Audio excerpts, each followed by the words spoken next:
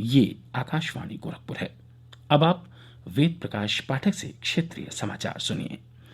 आज शिक्षक दिवस है। इस अवसर पर राष्ट्रपति रामनाथ कोविंद ने देश के सर्वश्रेष्ठ 47 शिक्षकों को उनके उल्लेखनीय योगदान के लिए राष्ट्रीय पुरस्कार प्रदान किए। इस अवसर पर उन्होंने वीडियो कॉन्फ्रेंस के माध्यम से ये पुरस्कार प्रदान करने के बाद कहा कि शिक्षक वास्तविक राष्ट्र निर्माता हैं। शिक्षक बच्चों के चरित्र निर्माण का आधार तैयार करते हैं ताकि वे देश के जागरूक नागरिक बन सकें। तक्षशिला विश्वविद्यालय की जब भी चर्चा होती है तो सबसे पहले आचार्य विष्णुगुप्त या चाणक्य ही याद आते हैं, जो पहले वहां छात्र थे और बाद में वहीं प्राचार्य बने। शिक्षक ही सच्चे राष्ट्र निर्माता हैं, जो प्रबुद्ध नागरिकों का विकास करने के लिए चरित्र निर्माण की मजबूत नींव हमारे बेटे बेटियों में डालते हैं। शिक्षक की वास्तविक सफलता है विद्यार्थी को अच्छा इंसान बनाना, जो तर्क संगत विचार और कार्य करने में सक्षम हो।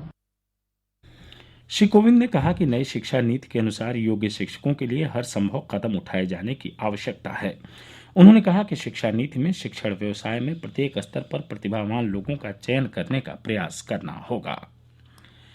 राष्ट्रपति ने कहा कि नई शिक्षा नीति हमारे बच्चों को भविष्य की जरूरतों के लिए तैयार करने का प्रयास है और इसे विभिन्न पक्षकारों की राय पर विचार करने के बाद तैयार किया गया है। उन्होंने कहा कि राष्ट्रीय पुरस्कार विजेताओं में लगभग 40% महिलाएं हैं। उन्होंने शिक्षा प्रदाता के रूप में महिलाओं की भूमिका की प्रशंसा की। इस अवसर पर शिक्षा मंत्री रमेश पोखरियाल निशंक और शिक्षा राज्य मंत्री संजय धोत्रे भी उपस्थित थे। श्री निशंक ने अपने संबोधन में शिक्षकों और विद्यार्थियों के बीच अच्छे संबंधों पर बल दिया। विद्यार्थी का शिक्षक के प्रति आदर, शिक्षक का शिक्षा के प्रति समर्पण और विद्यार्थी व शिक्षक के बीच अपनापन का भाव, यह एक जोड़ी होती है जो न सिर्फ ज्ञान को परोसती है बल्कि जीवन जीने की कला को भी सिखाती है। मिट्टी को सोना में परिवर्तित करने की कला सिर्फ और सिर्फ शिक्षक में ही है।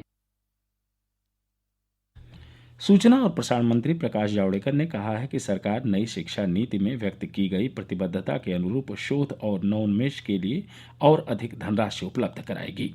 श्री जावड़ेकर ने कहा कि नई शिक्षा नीति में आधारभूत और तकनीकी साक्षरता पर जोर दिया गया है। राष्ट्रपति रामनाथ कोविंद ने पूर्व राष्ट्रपति डॉक्टर सर्वपल्ली राधाकृष्णन की जयंती पर आज राष्ट्रपति भवन में उन्हें श्रद्धांजलि अर्पित की। राष्ट्रपति और राष्ट्रपति भवन के कर्मचारियों ने डॉक्टर राधाकृष्णन के चित्र पर पुष्प अर्पित किए। राष्ट्रपति, उपराष्ट्रपति, प्रधानमंत्री, गृहमंत्री, सूचना और प्रसारण मंत्री तथा केंद्रीय शिक्षा मंत्री ने शिक्षक दिवस पर देश भर के शिक्षकों को शुभकामनाएं दी हैं। राष्ट्रपति ने अपने संदेश में कहा कि डॉक्टर राधाकृष्णन विख्यात दार्शनिक भी थे और उन्होंने कहा था कि शिक्षक ऐसा व्यक्ति है जो न केवल शिक्षा प्रदान करता है बल्कि छात्रों में नैतिक मूल्यों का भी संचार करता है। उपराष्ट्रपति एम वेंकैया नायडू ने भारत के दूसरे राष्ट्रपति डॉक्टर एस राधाकृष्णन को उनकी जयंती पर श्रद्धांजलि अर्पित की है। प्रधानमंत्री नरेंद्र मोदी ने शिक्षक दिवस पर अध्यापकों को बधाई दी है। एक ट्वीट में श्री मोदी ने कहा कि देश परिश्रमी शिक्षकों के योगदान के लिए उनका कृतज्ञ है। प्रधानमंत्री ने डॉक्टर एस राधाकृष्णन को उनकी जयंती के अवसर पर श्रद्धांजलि भी अर्पित की। प्रदेश की राज्यपाल आनंदीबेन पटेल और मुख्यमंत्री योगी आदित्यनाथ ने प्रदेश के शिक्षकों को बधाई दी है।